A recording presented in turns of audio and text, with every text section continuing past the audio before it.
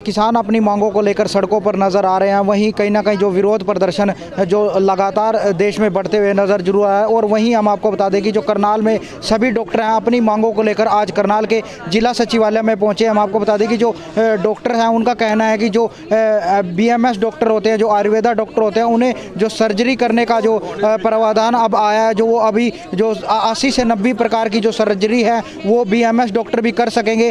तो कहीं ना कहीं इसी को लेकर अपना रोष व्यक्त करते हुए MBBS डॉक्टर यहाँ पर आप देख सकते हैं कि जो MBBS डॉक्टर हैं करनाल जिले के सभी यहाँ पर पहुँचे हैं और उन्हीं से जानने का प्रयास करेंगे कि वो अपनी किन मांगों को लेकर यहाँ पर पहुँचे हैं और आज किसके नाम वो ज्ञापन देने आए हैं। डॉक्टर साहब क्या कहेंगे, आज सभी डॉक्टर करनाल के आज जिला सचिवालय पहुँचे हैं, किसको लेकर पहुँचे और क्या विरोध प्रदर्शन? मैं डॉक्टर सूद हूँ, फिजिशियन हूँ, पिछले 35 साल का यहाँ करनाल के शहर में। हमारा कोई प्रोटेस्ट करना सिद्धांत नहीं है, ना हम कभी करते हैं, ना हमारी कोई मांगे हैं। लेकिन गवर्नमेंट को ये पता होना चाहिए कि जो वो नोटिफाई कर रही है या जो भी सिद्धांत उसको लेके चल रही है वो गलत है। एक पद्धति को दूसरी पद्धति में लाकर खिचड़ी बना देना खाने के लिए तो ठीक है, लेकिन सेहत के साथ ये खिलवाड़ है, एक ऐसा खिलवाड़ जिससे जान तक जाने की नौबत आ सकती है।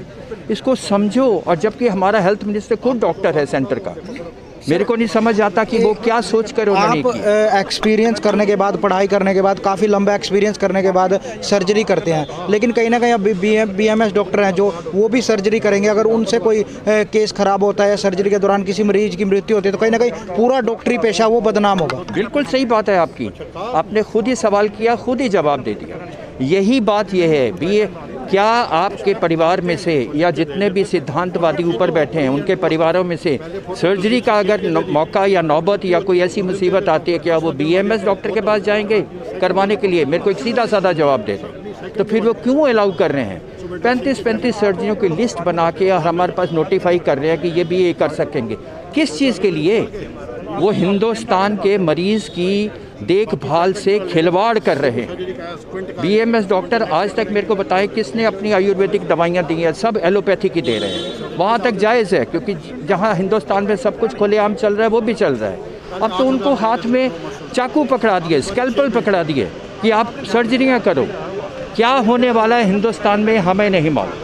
तो कहीं ना कहीं जो MBBS डॉक्टर हैं एक अपना रोष व्यक्त ज़रूर करते हुए नज़र आ रहे हैं, क्योंकि उनका साफ तौर पर कहना है कि वो काफ़ी लंबे समय के एक्सपीरियंस के बाद और काफ़ी ट्रेनिंग के बाद जो यहाँ पर पहुँचते हैं, पढ़ाई करते हैं और उन्हें सर्जरी करते हैं। तो कहीं ना कहीं उनसे भी हालांकि कोई केस ख़राब हो जाता है, जिसके बाद कहीं ना कहीं डॉक्टरी पेशे पर ज़रूर आरोप लगते हैं। और अगर अब इस तरह से जो आयुर्वेदिक डॉक्टर हैं जो अगर वो भी सर्जरी करेंगे, उनको 80 से 90 ऐसी छोटी सर्जरियाँ जिनको करने की जो परमिशन जो अब दी जा रही है, उसी के विरोध स्वरूप यहाँ पर एक ज्ञापन देने पहुंचे। और IMS से प्रधान हमारे साथ मौजूद है, उनसे भी जानने की कोशिश करेंगे। डॉक्टर साहब क्या कहेंगे, खिचड़ी चिकित्सा पद्धति के विरोध में आप यहाँ पर पहुंचे हैं, क्या ये पूरा मामला और क्या बताना चाहेंगे? देखिए, जो खिचड़ी पद्धति हम कह रहे हैं, इसका मतलब यह है कि जैसे हमारे देश में आयुर्वेदिक, एलोपैथिक, होम्योपैथिक अलग अलग प्रणालियाँ हैं, इलाज की अलग अलग पद्धतियाँ हैं, प्रणालियाँ हैं। इन सब की पढ़ाई, सबका सिलेबस, सबकी ट्रेनिंग अलग अलग है। अगर जो ट्रेनिंग हमें दी गई है, जो पढ़ाई हमने की है, हमें उसी के संबंध में इलाज करने का हक है और उसी के संबंध में हमारी कैपेबिलिटी है, हमारी काबिलियत है। अगर मेरी काबिलियत उस सर्जरी के बारे में नहीं है, मैंने उस बारे में पढ़ाई नहीं करी है, तो मैं उसको ठीक ढंग से, कारगर ढंग से, इफ़ेक्टिव तरीके से नहीं कर पाऊँगा। हमारा रोष भी यही है कि अगर उन लोग जो आयुर्वेदिक डॉक्टर हैं उनकी ट्रेनिंग भी इस तरह की हो जो ट्रेनिंग हमें दी जाती है, तो वो सर्जरी कर सकते हैं। हमारा रोष आयुर्वेदा के या आयुर्वेदिक डॉक्टरों के खिलाफ नहीं है।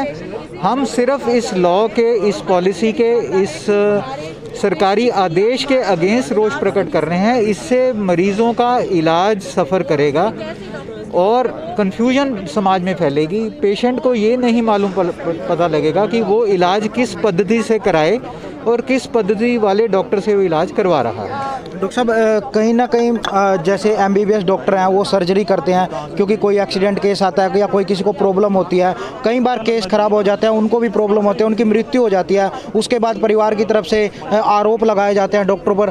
कहीं ना कहीं अगर इस तरह से अगर जो BMS डॉक्टर हैं बिना ट्रेनिंग के अगर ऑपरेशन करते हैं या उसमें किसी इलाज के दौरान किसी की मौत होती है या कोई नुकसान होता है, तो कहीं ना कहीं पूरा डॉक्टरी पेशा जरूर बदनाम होगा। बिल्कुल ठीक है, आपने बिल्कुल ठीक कहा। देखो, जो MBBS डॉक्टर हैं, एलोपैथिक डॉक्टर हैं, MBBS डॉक्टर आजकल सर्जरी नहीं करते। MBBS करने के बाद वो लोग MS करते हैं, MS करने के बाद रजिस्ट्रारशिप करते हैं, फिर कहीं एक्सपीरियंस लेते हैं किसी सरकारी अस्पताल में, किसी बड़े अस्पताल में। जब वो 15-16 साल की ट्रेनिंग उनकी कंप्लीट होती है, फिर वो सर्जरी करते हैं। उसके बावजूद भी इलाज में कहीं कोई कमी रह सकती है, क्योंकि हर एक सर्जरी की कॉम्प्लिकेशंस होती हैं। कोई भी डॉक्टर 100% पेशेंट्स को ठीक नहीं कर सकता, क्योंकि हर एक इलाज, हर एक शरीर, हर एक बीमारी अलग अलग है, हर एक तरह का कॉम्प्लिकेशन हर एक सर्जरी में अलग अलग है। मैं ये नहीं कहता कि एलोपैथिक डॉक्टरों से कॉम्प्लिकेशन नहीं होती, पर कॉम्प्लिकेशन होती है तो वो कई बार डॉक्टर के बियॉन्ड कंट्रोल होता है। वो अपनी तरफ से कोशिश पूरी करता है, उसकी ट्रेनिंग पूरी है, उसकी पढ़ाई पूरी है, उसने उसी सिलेबस में, उसी करिकुलम में अपनी डिग्री की है। तो अगर 100 में 3-4 पेशेंट उससे ख़राब भी होते हैं तो वो उसके कंट्रोल से बाहर है।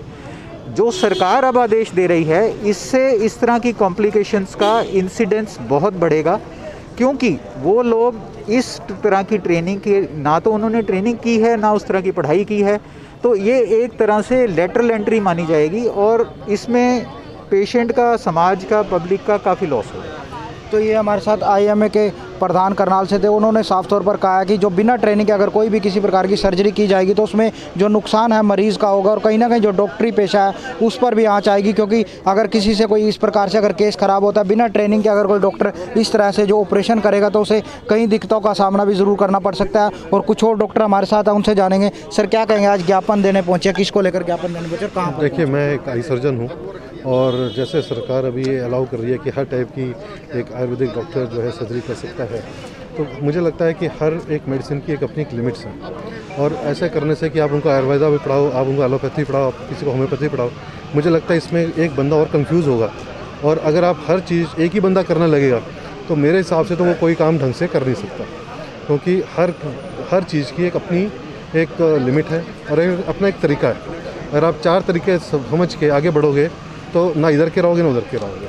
तो अगर आप आयुर्वेदिक हैं तो आयुर्वेदिक फील्ड में तो आगे बढ़ाइए, और अगर सरकार हमारी ये चाहती है कि आयुर्वेदिक फील्ड आगे बढ़े तो आयुर्वेदा को ही क्यों नहीं आगे बढ़ाते, उसको आप मिक्स क्यों करना चाहते हैं। हमारी आयुर्वेदिक एक बहुत अच्छी पुरानी ब्रांच है, उसी को आगे बढ़ाइए, उसके अंदर लिखित कीजिए, उनको आगे ट्रेन कीजिए। सरकार ने आयुर्वेदा को बढ़ावा देने के लिए ये कदम उठाया है, तो कहीं ना कहीं डॉक्टर्स की जो इसमें कहीं ना कहीं जो सलाह भी ली गई होगी, MBBS हैं, जो MD डॉक्टर हैं, उनकी भी सलाह ली गई होगी। मेरे ख्याल से ऐसा होता तो पूरे नेशनल वाइड IMA इतना बड़ा रोशनी खड़ा करती, अगर ये सबकी सलाह से हुआ होता तो आज ज्ञापन देने जल्दबाजी में लिया गया एक डिसीजन है, ये सोचते हुए कि शायद कि हमारा डॉक्टरी की फोर्स बढ़ जाए हिंदुस्तान में। तो मुझे लगता है कि ऐसे फोर्स बढ़ाने का फ़ायदा नहीं है जो कि एक झोला छाप बन जाए कल को। तो अगर कुछ समय दो उनको, उनकी एक करिकुलम बनाओ, उनको एक पढ़ाई लिखाई का तरीका करो। हर चीज़ को आपको एक करिकुलम बनाना पड़ेगा उसके लिए।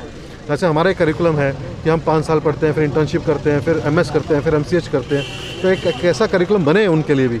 ऐसा नहीं होना चाहिए कि आप आज बोलो कि हाँ जी आज आप रेडी हो कर लो, ऐसे थोड़ी हो सकता है। तो अब आज आप ज्ञापन देने पहुँचे, इसके बाद का आगे की क्या रणनीति रहेगी?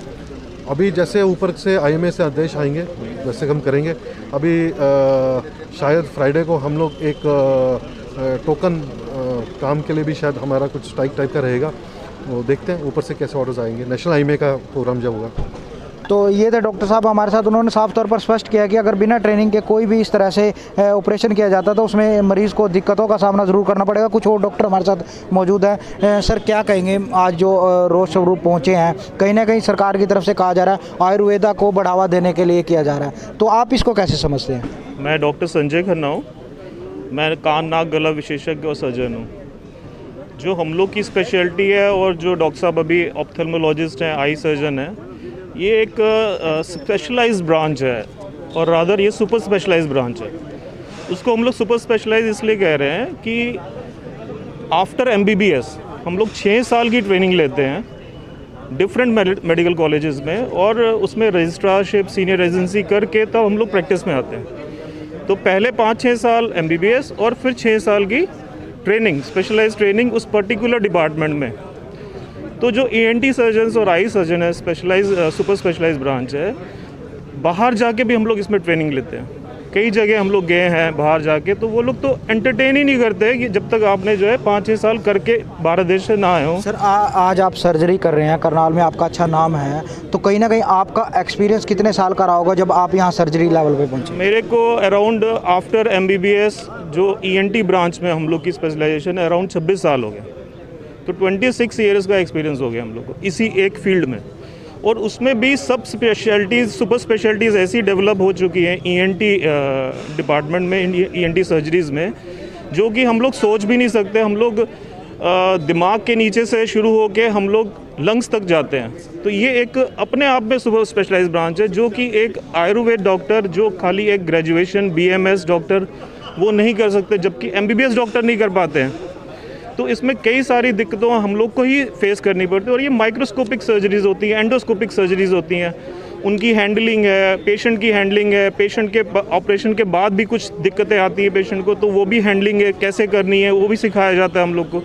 तो ये ऐसी चीज़ें हैं जो एक आम डॉक्टर, आम ग्रेजुएटेड डॉक्टर वो नहीं कर सकता और ना करनी चाहिए। लंबे एक्सपीरियंस के बाद भी कहीं ना कहीं कई बार आपको देखने में मिलता होगा कि केस ख़राब हो जाता है या किसी की ऑपरेशन सही नहीं हो पाता। इतना लंबा एक्सपीरियंस होने के बाद अगर BMS डॉक्टर इस तरह से एकदम से स्टार्टिंग में ही सर्जरी में आ जाएंगे तो कहीं ना कहीं जो एक पेशा है ज़रूर वो भी बदनाम होगा, क्योंकि अगर कोई डॉक्टर से कोई मृत्यु होती है किसी की इलाज के दौरान, तो कहीं ना कहीं डॉक्टर पर आरोप ज़रूर लगते हैं। देखिए, हम कुछ भी काम करते हैं, चाहे हम घर में कर रहे हैं या कहीं और भी कोई बिजनेसेस हैं या स्पेशलाइज हम लोग जो है जैसे मेडिकल फील्ड है, कहीं ना कहीं हम लोग से या नोटेड कॉम्प्लिकेशंस होते हैं जो बुकिश हैं, बुक में भी लिखे हुए हैं कि हाँ ये कॉम्प्लिकेशंस हो सकते हैं।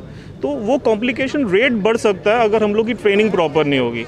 इन केस अगर BMS डॉक्टर्स को अलाउ भी करना है तो उनकी प्रॉपर ट्रेनिंग तो हो कम से कम, और वो भी एक स्पेशलाइज्ड डिपार्टमेंट्स में हो।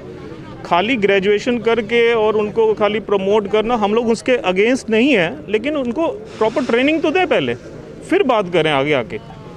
तो ये थे हमारे साथ डॉक्टर, उन्होंने साफ तौर पर स्पष्ट किया कि अगर आयुर्वेदा BMS डॉक्टरों को इस तरह से जो सर्जरी करने की परमिशन दी जाएगी तो कहीं ना कहीं जो अगर मरीज़ है उसको दिक्कतों का सामना भी ज़रूर करना पड़ सकता है, क्योंकि MBBS MD डॉक्टर जो काफ़ी लंबे एक्सपीरियंस के बाद जो सर्जरी करते हैं उनके हाथ से भी कई बार केस ख़राब हो जाते हैं और उनको विरोध का भी सामना ज़रूर करना पड़ता है। अगर इस तरह से जो BMS डॉक्टर सर्जरी करने लगेंगे तो उस कहीं ना कहीं इससे जो डॉक्टरी पेशा है उस पर भी आँच ज़रूर आ सकती है। कहीं ना कहीं करनाल जिले के सभी डॉक्टर आज जिला सचिवालय में पहुंचे और अपना ज्ञापन देकर अपनी मांगे करते हुए नजर जरूर आ रहे। वहीं अगर पूरे भारत देश की बात की जाए तो किसान सड़कों पर है और अपनी मांगों को लेकर लगातार विरोध प्रदर्शन कर रहा है। तो देखने वाली बात यह होगी कि केंद्र सरकार इन मामलों में कब तक आगे की जो रणनीति बनाती है और इनकी सुनवाई करती है। करनाल से विकास महिला, पंजाब केसरी TV, करनाल।